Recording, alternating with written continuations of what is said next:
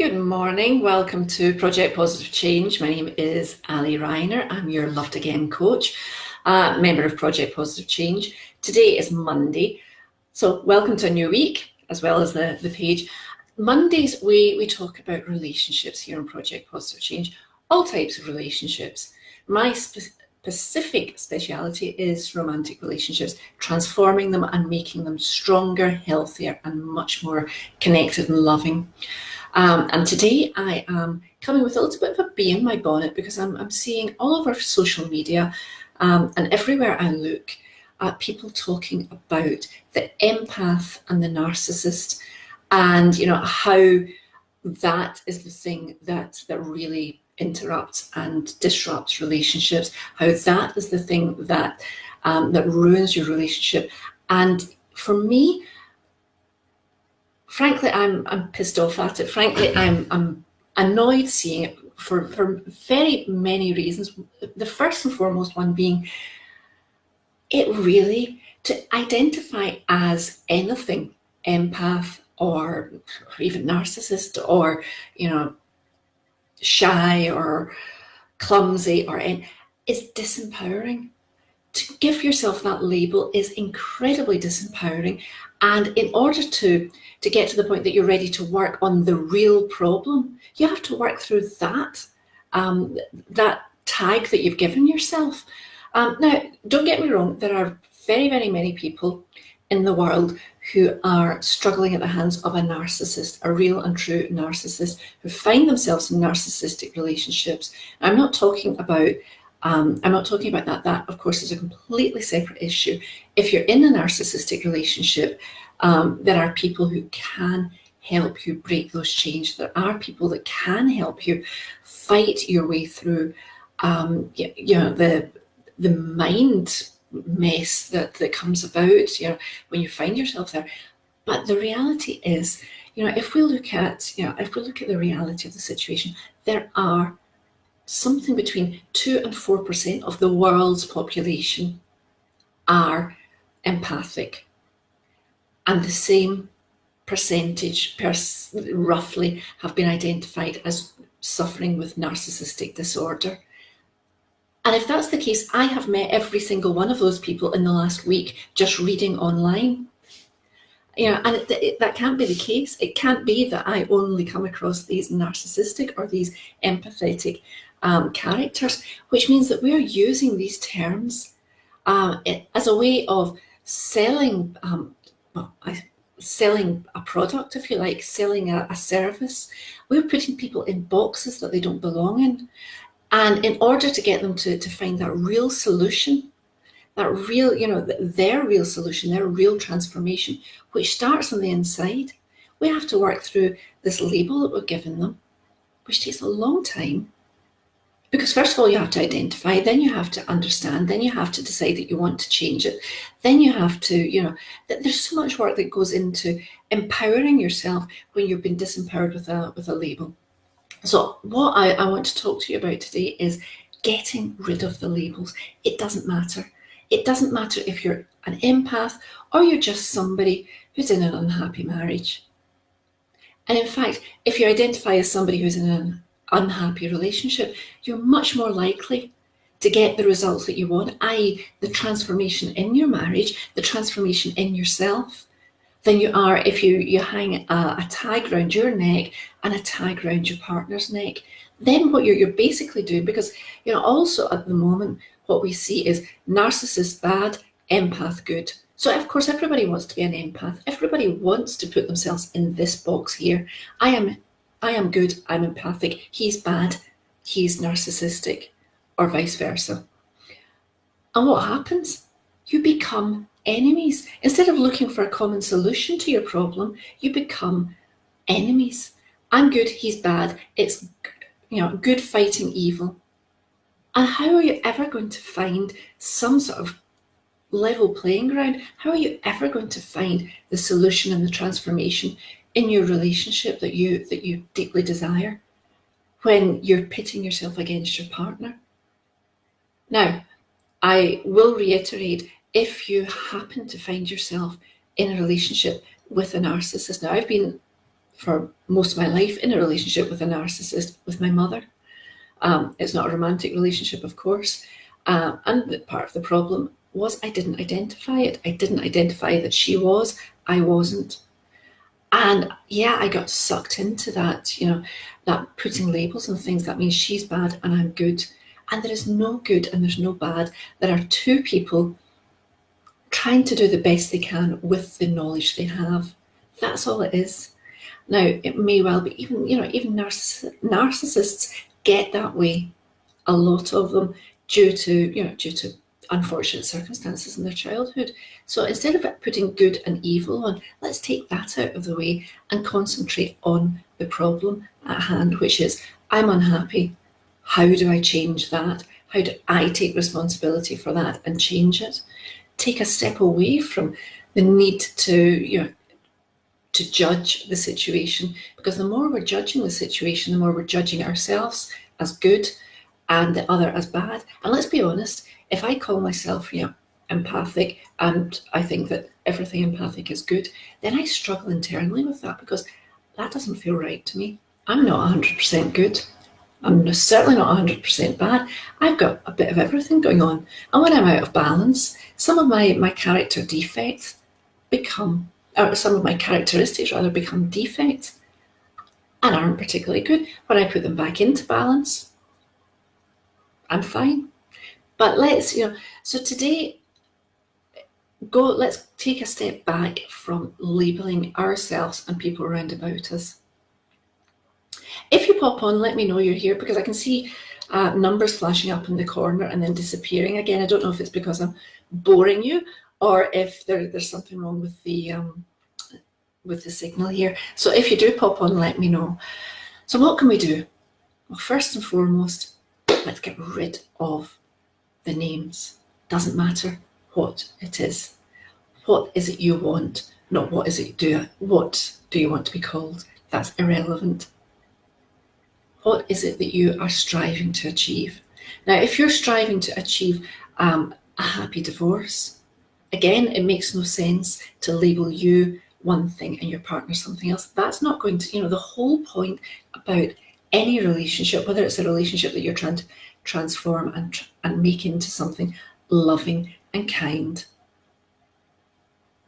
and graceful and connected.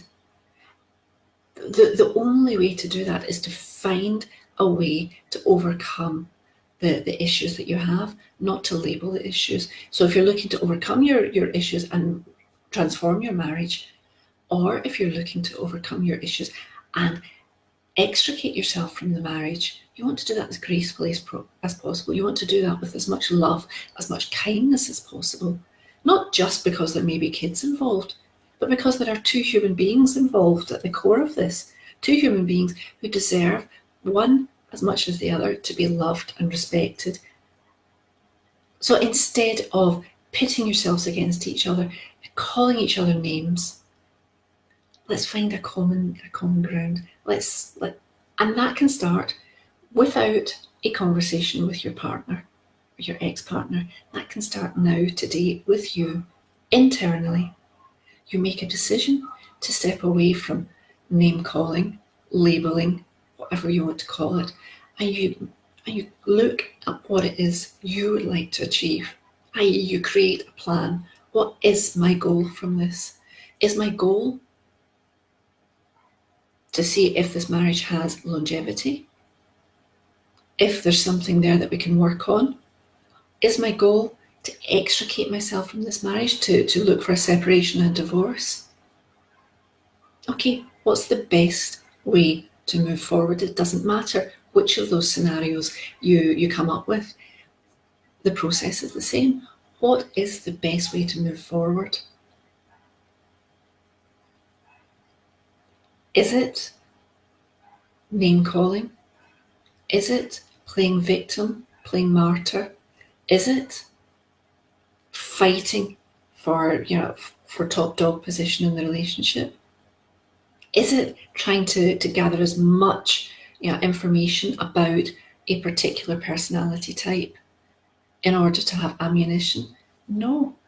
No matter what your decision is, no matter what the goal is, to leave or to stay, The path is exactly the same. The path is to create as kind and as loving a connection as possible.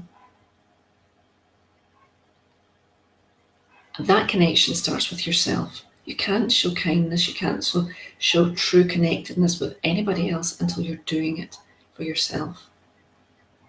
Now, one of the things that that I see time and again in my coaching practice when I'm working with women is that this problem that is identified that people hang the tags on, when they actually start to excavate a little bit and they sort of brush off the top few layers, they discover that it isn't a problem between them and their partner.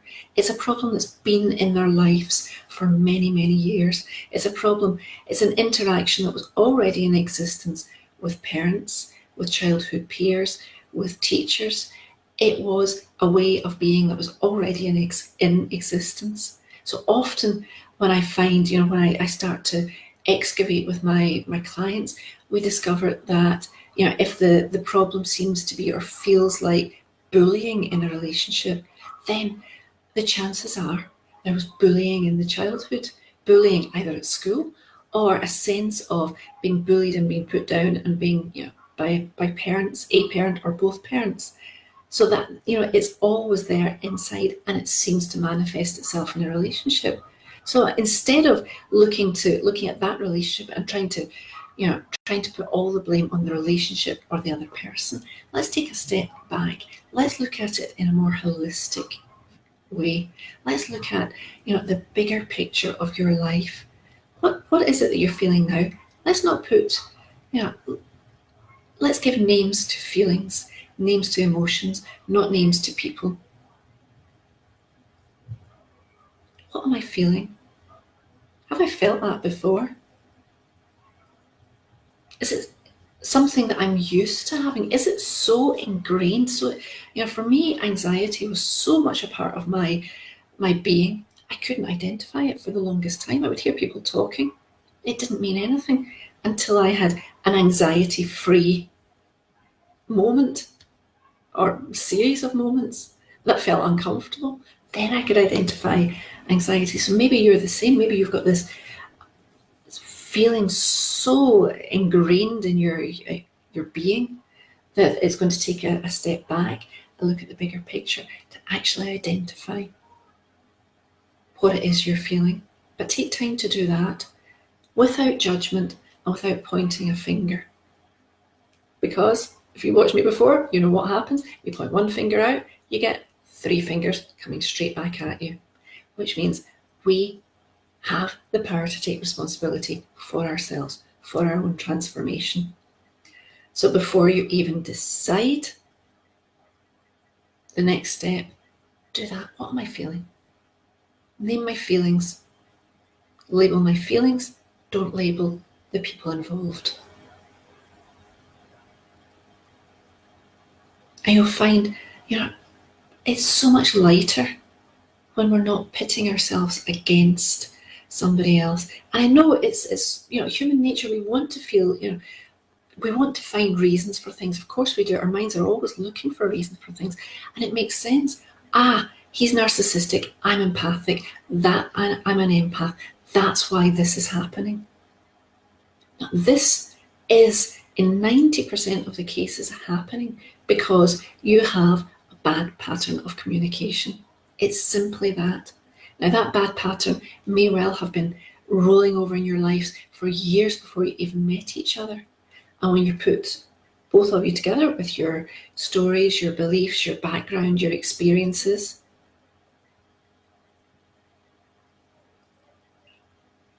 what happens? Sorry, something came along the bottom of my screen there which threw me off completely. What happens? It's not the fairy tale. You don't dovetail immediately. You need to find a way of meshing your two views of the world and your two communication patterns together. Doesn't mean that one's right, one's wrong. They're just different. They come from different experiences. They come from different personality types. They can be dovetailed together if we don't start judging and we don't start name calling. So please, if you're finding it simple, I think what I want to say here is, if you're finding it simple or you're finding it gives you a sense of comfort to hang labels on each other, then I would ask that you take a step back and maybe you reach out, we have a call.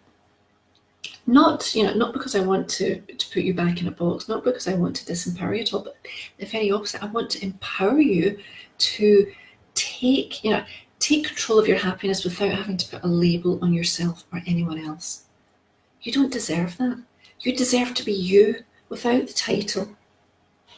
That for me is the biggest success you can have, is being able to accept yourself as you are, accept the situation exactly as it is, without giving yourself or anyone else a label.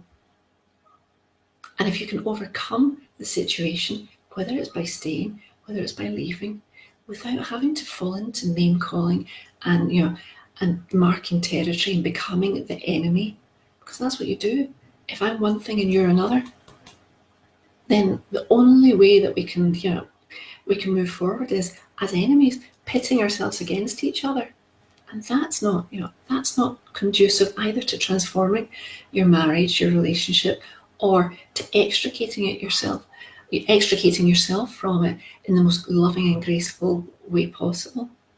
It just doesn't work. So I'll leave you with that. Name calling doesn't work.